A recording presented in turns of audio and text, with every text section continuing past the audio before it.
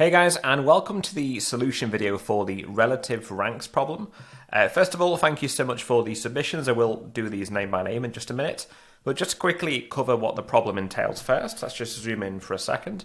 So you're given a list like this. This list is called score. It contains 10, 3, 8, 9, 4.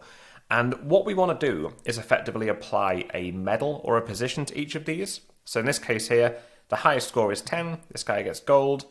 We then have 9 and 8. So this should be gold, silver, bronze, and then finally we have 4th place and 5th place here. So this list can be anything. It could be empty, could contain this, it could contain 15, 25 numbers, whatever. And what we want to do is basically apply this logic to any list. So we've got 2 submissions this month, which is really good. First one is from JarJar4780. First of all, massive thanks for doing these really cool type hints. Not very often you see type hints done to this standard, so yeah, that's really cool. Thanks very much. So first thing I'm going to do is call your code with the initial input, which is this guy here. Let's go. Okay, that looks good. Gold, silver, bronze. Let's have a look. Gold, silver, bronze, yeah, and then 4th and 5th. And now looking at how you've done this, let's see. So you've defined the ranks at the top here, and you've then used dictionary and zip. Okay, yeah. So you're basically zipping together this along with this, and then using a dictionary lookup to basically apply this to gold, this to silver, this to bronze, so on and so forth. I think the only issue you might have with this is when you have different inputs. So with an empty list, it's fine. But if we come along and do it with a slightly bigger list, yeah, we get an error for this one here. And that's because the actual medal list is hard-coded. So in terms of improving this, the only thing I would suggest is figuring out a different way of, so rather than hard coding it, figuring out a way to do this dynamically, which I can show you how to do at the end. But yeah, good effort. That's really nice code. That's really cool. Thanks very much. Up next, we have Keith Kazama Flick. I think you've submitted a few now, which is really cool. So thanks so much. I really do appreciate it. And we have some really gnarly ternary. Look at that. That's really cool. And this is really efficient and neat as well. So let's see what we're doing here. So we have SS, which is the sorted scores. And you've done reverse equals true. Tell you what, I'm going to go ahead and print this here. Just with calling the function initially. Okay, so we're sorting it backwards. And then this is really interesting. So we have standings, which is a dictionary, and you've done it by enumerating over SS. Okay, so by the enumeration, I guess what you're doing there is accessing the index. I do want to print this, just so I'm fully understanding what's going on. Okay, let's have a look. So we have 10, gold medal, 9. Oh, very nice. Okay, yeah. Okay, I see. So by enumerating, you're catching the score, and the I becomes the index as well. And then you're doing I plus 1 to basically, I think in this case, generate like the 4 and the 5 here, which is really cool. That's really nice. Cool. I particularly like this massive ternary as well. That's really cool. So, moment of truth. Let's go ahead and call this with the various inputs. I think what's cool about this is because you've used enumerate, it's going to grow our medal list dynamically, which is quite cool. So again, let's try it with normal, with none. Now, moment of truth, can it handle the big guy? I'm pretty sure it can.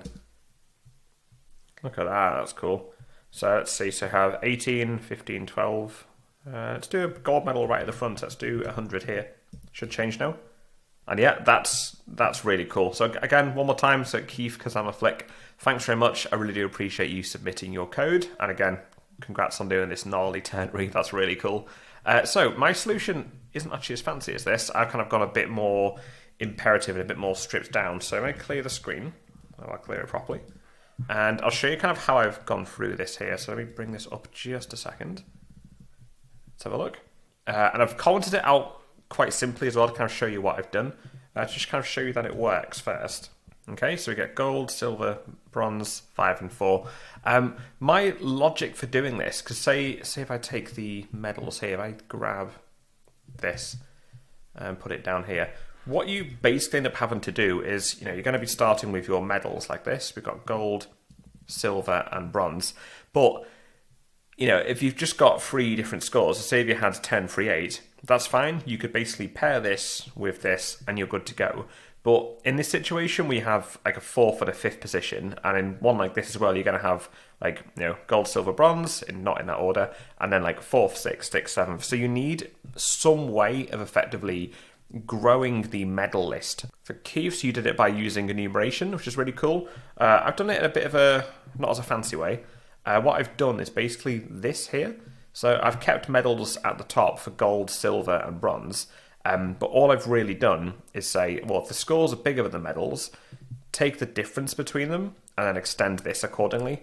So to show you what that would look like, say if I printed off medals here, let's take a look. So for our normal list, like this one, we should see, where is it? There we go, yeah, 4 and 5 like that. And then for our big one here, try and make sure we get this in the output correctly. It's this guy. See how it's added the 4, 5, 6, 7, 8? So the job of this extend here is to make it so that we have enough medals to allocate later on. Okay, so after that we sort them by doing score, reverse equals true. This just puts the big one at the front. So in this case here we're going to be having, like, where is it? 18, 15, 12 at the front. And then by doing dictionary zip, we basically pair this along with this here. And then all I've then done is then just said, okay, now go through the initial scores and then just go ahead and look in the dictionary to see what the actual score corresponds to. It might actually help here to do print combined for a second. And let me do it for that one. I'll clear the screen so it's a bit clearer. So just to show what that looks like, it's basically a dictionary of like the key of 18 and then the corresponding value for that key is its medal. So see how it's gone down from like biggest down to smallest here. And then doing that, we can then just say, give me back a list. And all that list is really doing is saying, go through the original score. So one that was passed in, look up in the dictionary to see what it was. So imagine 10 goes in first. It's basically going through this to say, okay, where's 10? Here. So 10 should be given a ranking of 4.